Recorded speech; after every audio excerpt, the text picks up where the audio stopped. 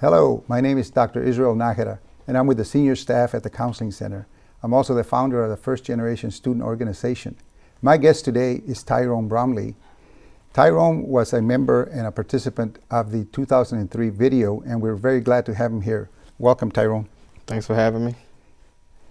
Before we get started on the interview, we want to show a little clip of the 2003 video, and we have it right here, so we want to take a look at the past for a little while. First semester here, I had biology.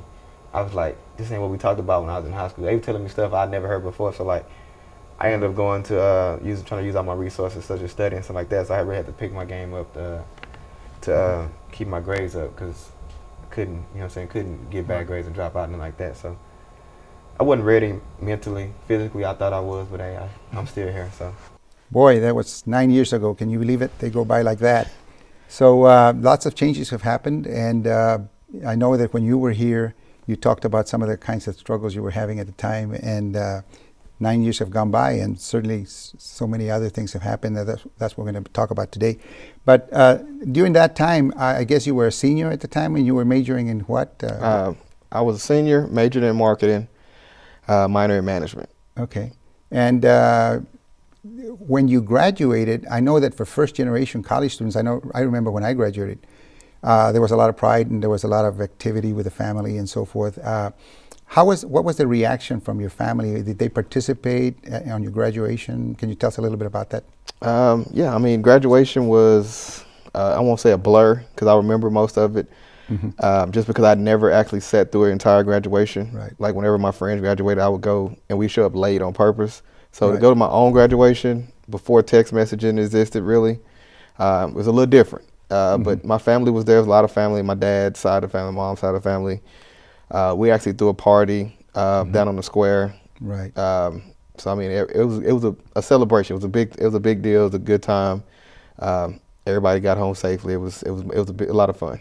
And you know, after you're back home or you've graduated, I guess did they see you differently? I mean, did you feel that? Was there any change in that, in relationships or anything like this? I mean, I did, just because when you graduate, it's like you got that sense of accomplishment. I mean, you feel like I won't say top of the world, but you actually feel like you've done something with your life at that point. And for you to be, well, I'm like 22, 23, so it's like, I actually feel like I've accomplished so much, and I'm still kind of young. And, my parents were like, now it's time to go out into the real world, get a job, and, take care of yourself. Yeah. Which that was the actual plan. Right. Didn't quite work out like that, but like I said, I was happy to do it. I'm happy to be here and have a degree. Well, you said it didn't quite work out that way. So what really happened? Right after you graduated, what were some of the issues or struggles that you were My biggest issue was, like, I guess everybody in my class, all your friends, when you're about to graduate, everybody kind of has.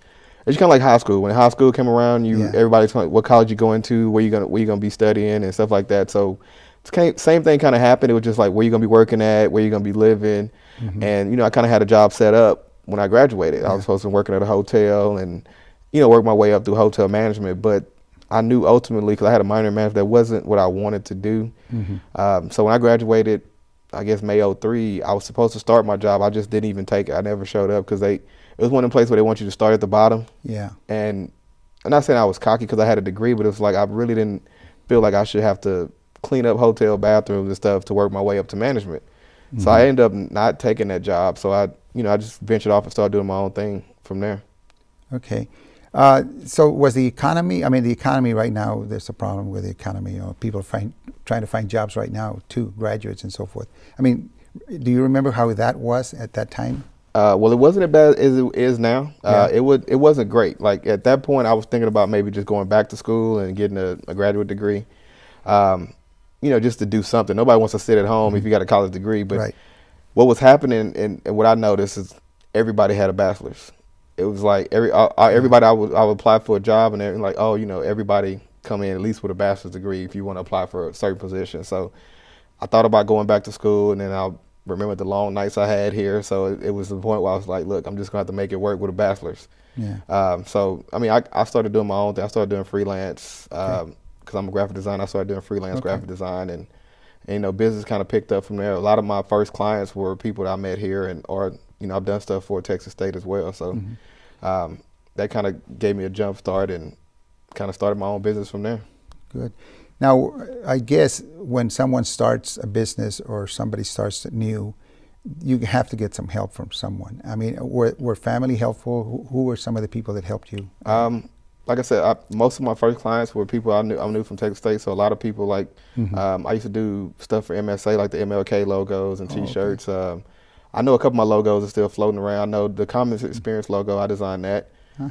So I get to see it every now and then on, I get mailers and stuff like that. I'm like, oh, I did that a long time ago when I was young and had, good hair and no grays. So it's a fun experience to see. A lot of people that I met here were the ones who helped me out a lot when I first started. Okay.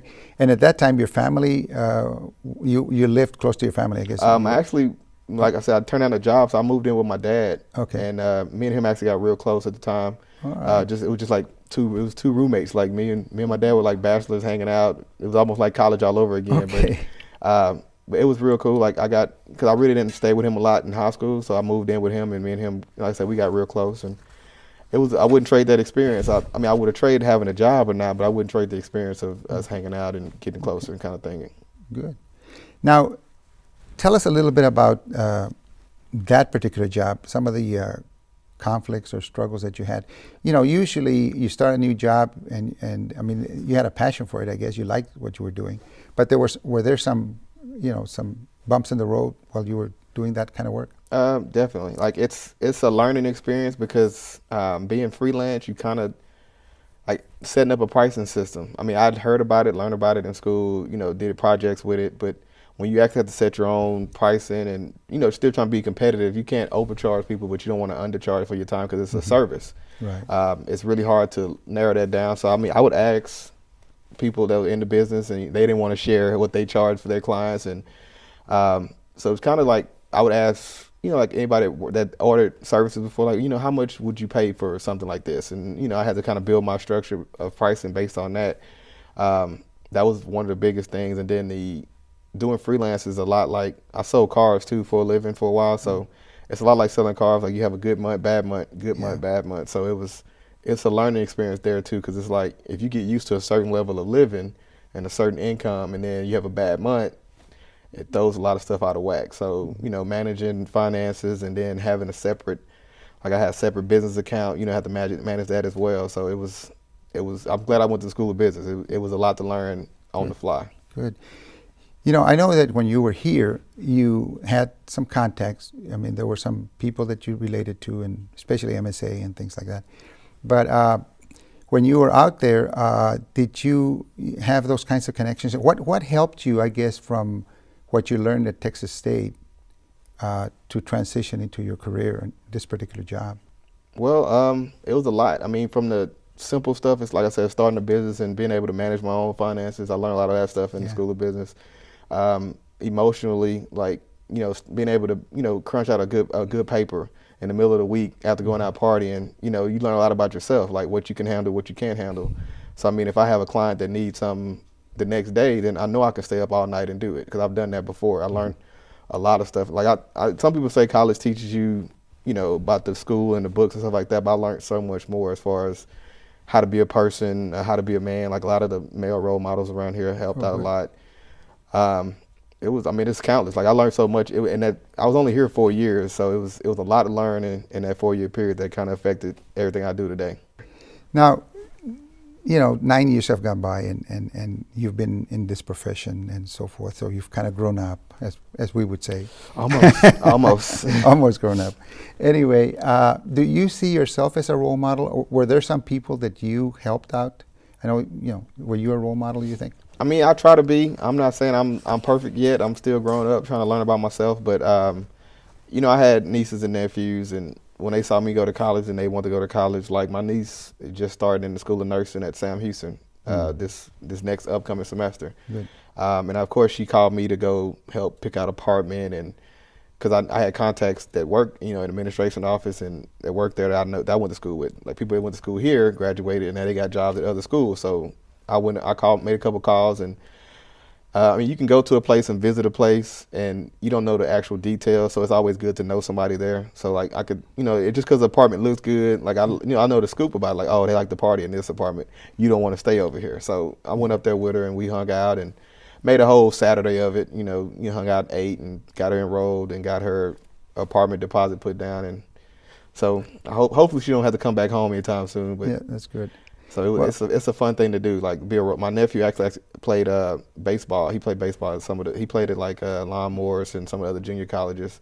And he's supposed to work out for the Astros. So I'm gonna see how that works out for him. So being a role model kind of helped him because he wasn't going down the right path, but he wasn't going down the wrong. He was just he's a good kid. He doesn't mind working. He prefer to work and make his own money kind of kid. So it was just like, look, you can be more than just working in construction. You can be better than that. So. Yeah, I remember in the first video you really highlighted that, how you got so much support here from some of the people on campus. And it really, I know how it feels to give back in that way too, to be a role model for someone else. Now, I guess we're still going to keep on growing. And what do you see yourself doing within 10 more years, let's say? I mean, where do you think you might Ooh, that makes me go? really old, I guess. But in 10 years, I'm looking probably to be more of a management level. Like the job I'm at now, there really is no room for advancement. But I knew that when I took the job, I basically took it for the experience because I'm going from freelance to doing more of a corporate level design type work. So I'm hopefully 10 years from now, I should be at least a director of marketing or a director of advertising somewhere. Yeah. At one, because it's plenty of opportunities out there, and the economy's picking back up, and more people are advertising and using their, people are starting to realize that because when the economy went down, a lot of people start cutting back on marketing because it's like a black hole. You put money into it, but you really don't see the money come out. And then you always put on the sales team. So what's happening now is more people are getting back into it. So I'll be the director of some advertising and marketing campaigns somewhere in the near future. What would you say to a student that is hesitant about going to college? I mean, they may feel they can do it without going to college, but how would you encourage them? What would you say to them? It's a lot harder. Like I had it rough. Honestly, I was unemployed, technically unemployed for about a year. This last year, and then I just started working a couple months ago. It's a lot harder without a degree. I would put because even my degree would give me the interview, but then you might have somebody else with a degree and more experience. So it's just having the degree will get you in the door. That's my only advice is if you're gonna come to college, get your degree. Not really, don't waste time. Like I didn't waste a lot of time when I was in college. I was on the 4-year plan, got in and got out. But I mean, whatever you got to do to get your degree, and try and pick a degree that you're comfortable with. Like you don't want to have a degree in something that you would never see yourself doing. So I mean, don't take the easy degree. So that would be my only advice is to at least get it, and that way you have it, something to fall back on. One final question.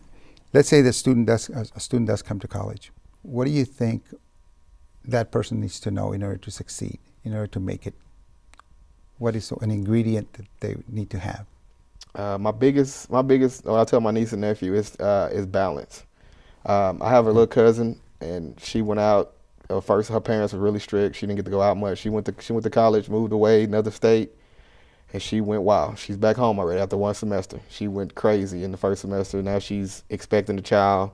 I mean, it just complete stereotype. So I mean, balance. You have to find a balance of partying, balance of studying, balance of networking. Like the people I know that help me get jobs or help me find clients are the people I met in college, and keeping in touch with those people. So networking, balance. I know it's like 3 things, but you still have to find a balance in between. Yeah. Like I wouldn't trade my college experience for anything. I had fun, I partied, but I also studied. I also went to class occasionally.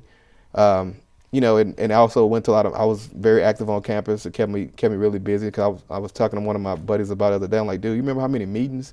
We would have like the Panhellenic meeting on Monday, another meeting on Tuesday. We were just in meetings all evening, all week, but it kept us busy and it kept us on our game. It kept us on our toes. So you have to find a balance. Everybody's balance is not going to be the same, but you have to have some kind of yin to your yang. Well, Tyrone, we're so proud of you, and we're happy that you're still doing well. And thank you very much for your comments, and we appreciate you coming. Yeah, thanks for having me.